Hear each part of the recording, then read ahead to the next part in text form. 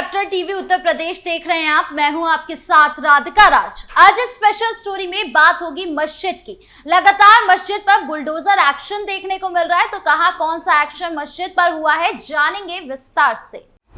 संभल मस्जिद पर छिड़ा नया विवाद। जब भी मस्जिद से जुड़े विवाद की बात की जाती है तो सबसे पहले संभल के शाही जामा मस्जिद का विवाद याद आता है, जिसका मामला कोर्ट में भी चल रहा है, जहां सुनवाई में योगी सरकार की ओर से कई बातें बताई गई, जिससे हड़कंप मच गया।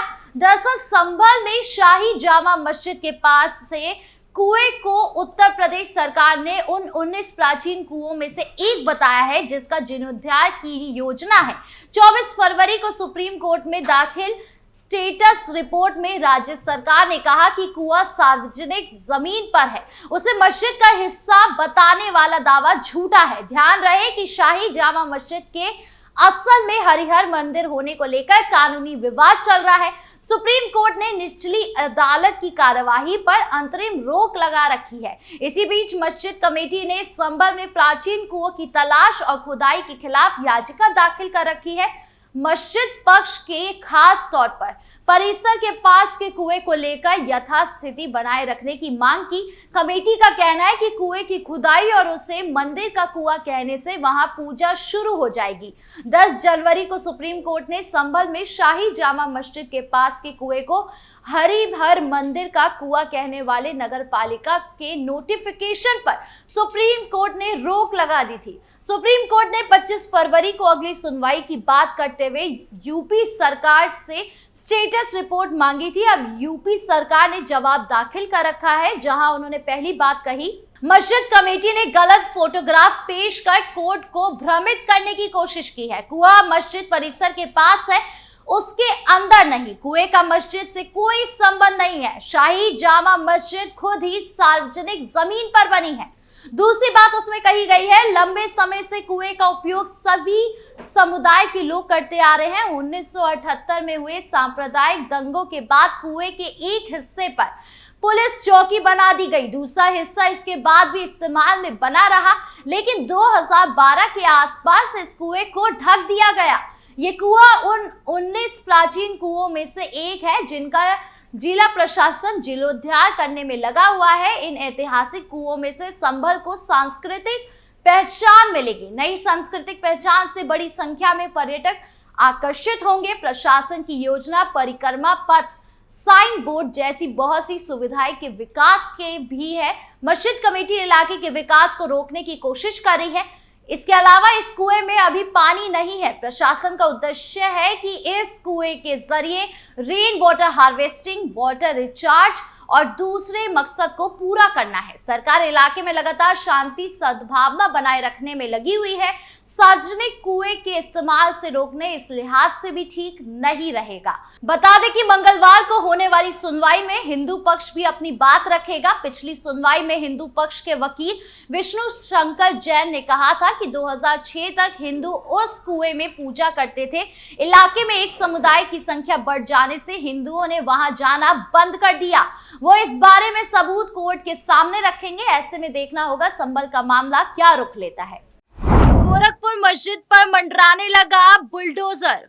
हाल के दिनों में उत्तर प्रदेश में एक के बाद एक कई मस्जिद को प्रशासन ने अवैध बताते हुए जमीन दोष कर दिया। इसी महीने यूपी कुशीनगर में मौजूद मदनी मस्जिद को प्रशासन ने अवैध बताते हुए गिरा दी थी। अब उत्तर प्रदेश के गोरखपुर शहर के मेवातीपुर मोहल्ले में मौजूद मस्जिद पर बुलडोजर का खतरा मंडराने लगा है। गोरखपुर विकास प्राधिकरण मेवातीपुर मोहल्ले में मौजूद एक मस्जिद को अवैध बताते हुए हटाने का आदेश दिया गया। साथ ही प्रशासन की तरफ से कहा गया कि मस्जिद का इंतजामिया खुद से मस्जिद को नहीं हटाएगी तो प्रशासन कार्यवाही करते हुए मस्जिद को गिरा देगी।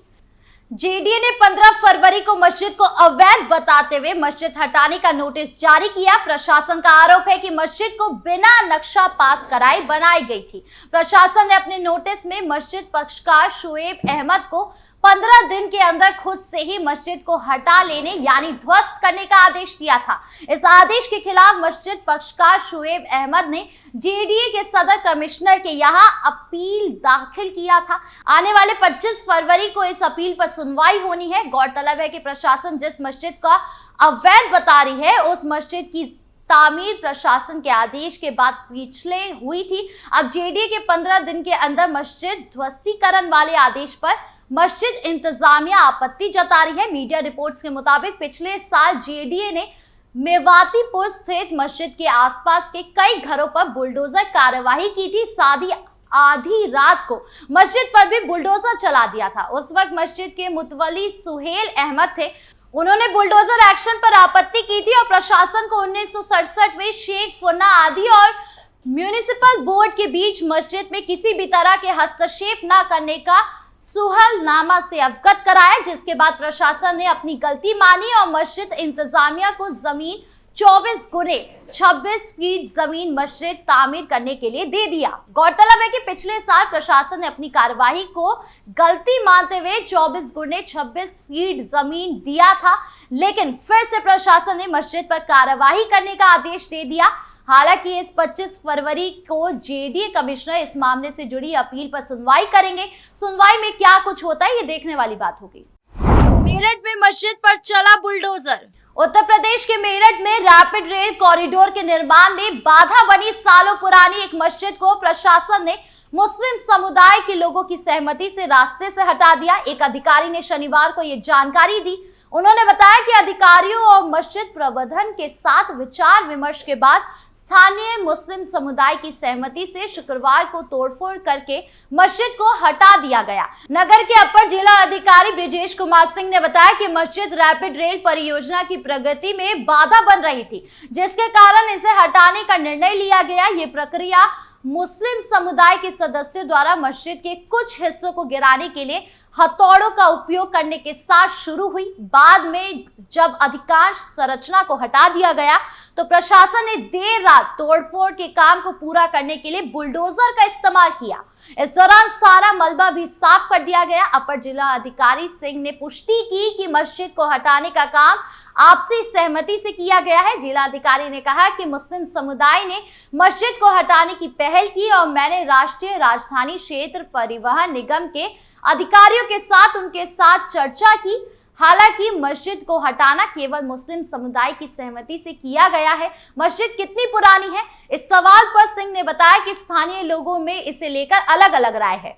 कुछ दावा करते हैं कि ये लगभग 80 साल पुरानी है और अन्य का कहना है कि ये 168 साल पुरानी हो सकती है। मस्जिद को स्थानांतरित करने के मामले पर सिंह ने स्पष्ट किया कि इस समय समुदायों को कोई वैकल्पिक भूमि प्रदान नहीं की गई है और मुस्लिम पक्ष द्वारा ऐसा कोई अनुरोध नहीं किया गया है। स्थानीय निवासियों के अनुसार मस्जिद को हटाए जाने के बाद पहली बार शुक्रवार की नमाज मस्जिद में नहीं हो सकी। प्रशासन ने पहले बिजली की आपूर्ति काट दी थी और मस्जिद का गेट हटा दिया था। प्रशासन ने मस्जिद के इमाम और अन्य जिम्मेदार पक्षों के साथ बैठक करके उन्हें ढांचा हटाने की आवश्यकता के बारे में बताया।